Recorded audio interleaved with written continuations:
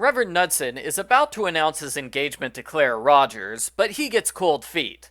Hannah Swensen stands up in front of everyone and announces the engagement for him because she can't stand to see somebody else put off their romantic commitment. I repeat, Hannah Swensen cannot stand to see someone else put off making a romantic commitment. She's been stringing along 2 guys for 8 whole years at this point. Hannah is a total hypocrite. Argo Funk Book Review. Argo Funk Book Review. This review was commissioned through Patreon. Lisa is having a big family reunion this year, bringing attention to her aunts-in-law, Marge and Patsy. 30 years ago, their brother Gus left town forever. Gus unexpectedly arrives in a fancy car and expensive clothes. He brags he's the rich owner of multiple nightclubs in Atlantic City. He gets into a minor fight with Lisa's father Jack, and Gus cements himself as a villain when he refuses to wait in line for dessert. That monster! In the mandatory cat subplot, Hannah's cat wakes her up in the middle of the night. This conveniently gives her an alibi for the murder, so good kitty! Norman gives Hannah a kitty condo, which he bought at the mall in a 2-for-1 deal. It turns out Hannah's cat just wants to watch Animal Channel. Hannah has to call multiple people to learn what the channel number is, because she doesn't know how to find it on her own. She doesn't? Can't she just flip through the television stations until she finds the right one? Gus goes missing. Hannah finds his dead body next to her delicious carrot cake. And yes, she gets mad that her cake was spilled on the ground. For the first time ever, Mike says it's okay if Hannah investigates, as long as they trade information. Hannah rewards his generosity by, well, lying to him. She doesn't want to admit that Jack is the prime suspect, so she deliberately avoids everything that makes Jack look guilty. The murder happened at 2:30 a.m. Patsy wonders if Gus was actually an imposter. They can't know for sure because he had no distinguishing marks on his body. Chapter 11 is hilarious. A series of women talk to Hannah in private. Each one says Gus had a tattoo on his left butt cheek. The explanations for how they saw his butt get more and more outlandish. Ava saw him changing by accident. Barbara saw him in a swimming changing room. Rose saw him get spanked in high school. And Mother had sex with him. Seriously, Mother? Too much information! Mike is a little upset no one mentioned the victim's tattoo to him. Mike prides himself on his interviewing techniques, which is laughable. Mike has interviewed Hannah multiple times in the past, and he never noticed her constant lies. Hannah learns Gus was a terrible human being. He treated everyone like garbage and had gambling problems, but he was good looking and great at baseball, so he got away with it. A major suspect is Bert.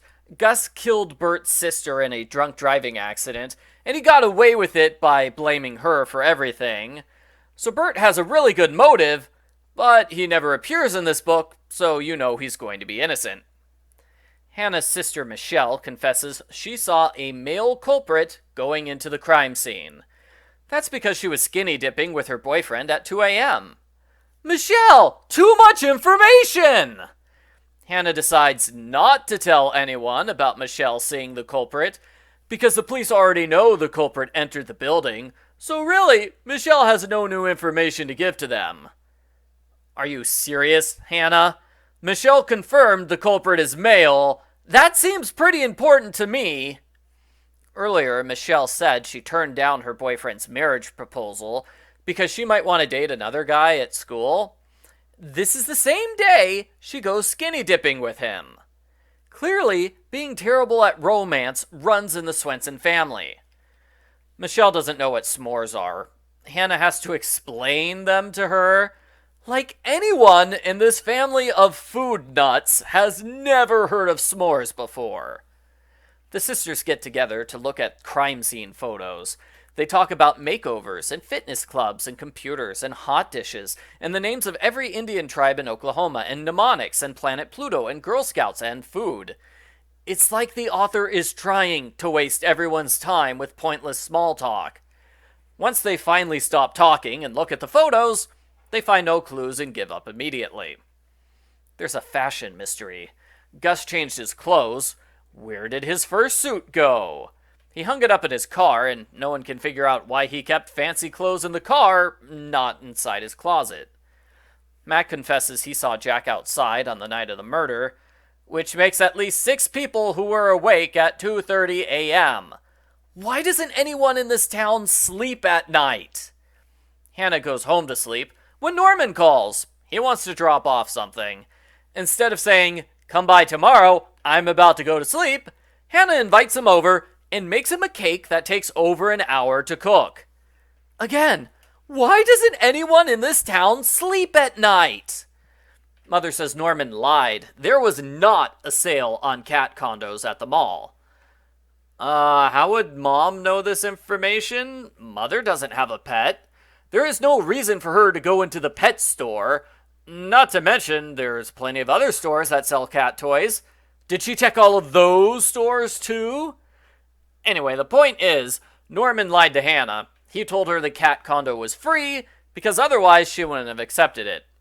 The women argue over what to do, and they agree Norman probably feels good about tricking Hannah.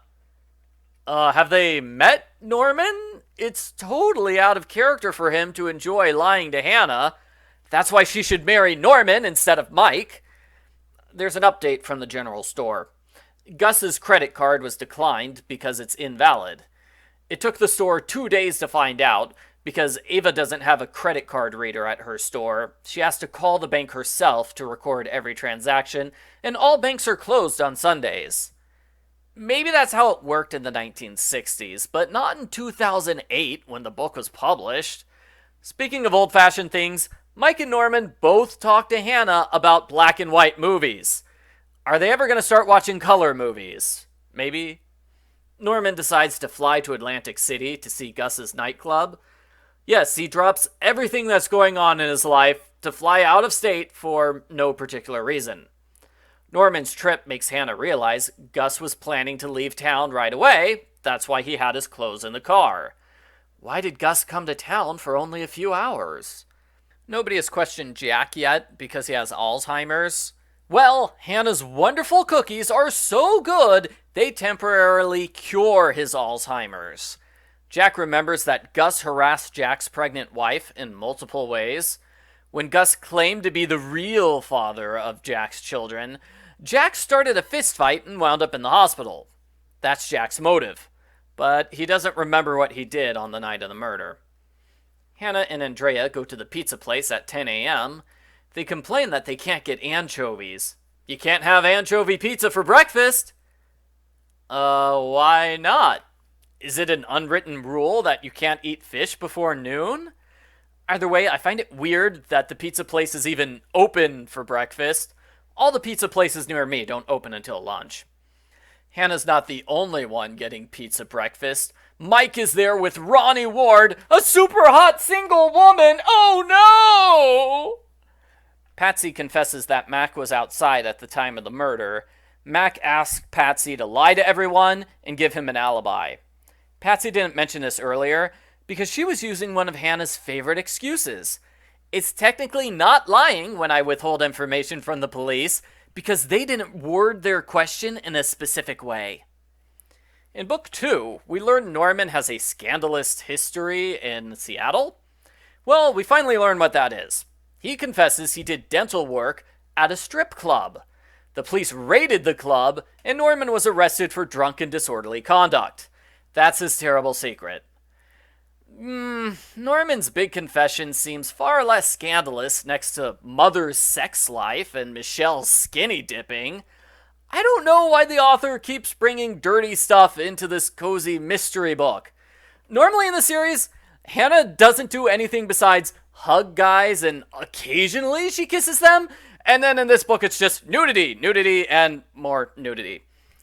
Norman discovers Gus lied about being a rich nightclub owner.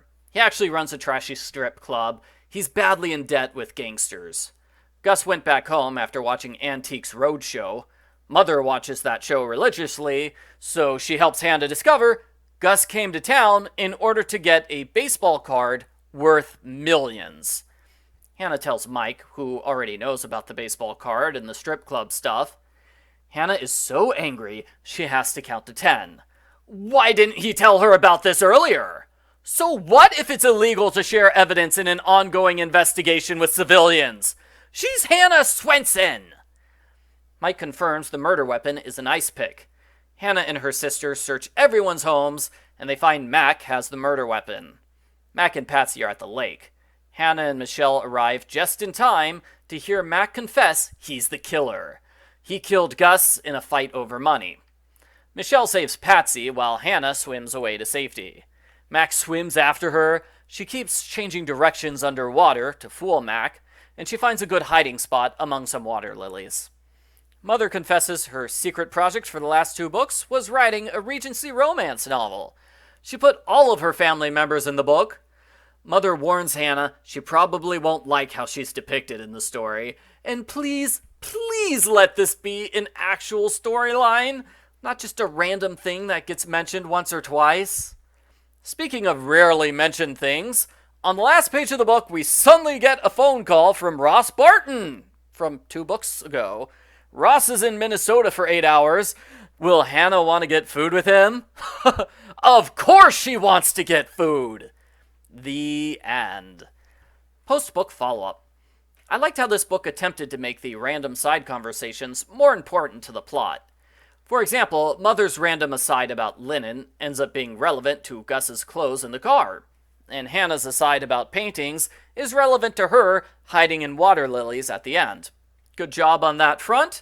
I like that way more than Chapter 17. As I indicated, that chapter is nothing but Hannah and her sisters talking about random things that aren't interesting or relevant. The downside to all the random asides is that I remembered some things that Hannah forgot. I remembered Gus talking about getting his old stuff at home, so I was minorly annoyed during the part where Hannah tries to discover the real reason he came to town.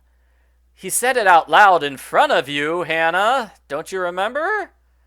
Likewise, the culprit's motive of getting $500 from the victim.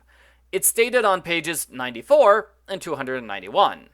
Several readers predicted Mac was the culprit because they remembered 200 pages earlier he wanted to confront the victim over money. This book halfway expects readers to have read the previous books in the series.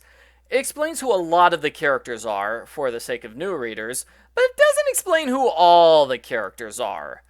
For the sake of this review, I searched diligently for Mac and Patsy's last name. I couldn't find it. The 2 of them are introduced as Marge's twin and Patsy's husband, respectively.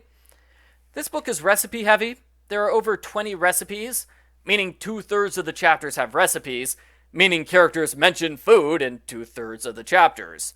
I think that's going to be the standard for the series from here on out. I wanted to make peanut butter chocolate cake, but my family said no, so now I'm sad. Overall, I enjoyed this book. It's got problems, and it's a little racy for this series, but it helped get the bad taste of the last book out of my mouth. I also like books where she doesn't nitpick everyone's grammar all the time. That's nice. I'm sure if I double-checked, I'd probably give higher scores to all the Norman books, because I'm on Team Norman. I give Hannah Swensen number 10, Carrot Cake Murder, an 8 out of 10.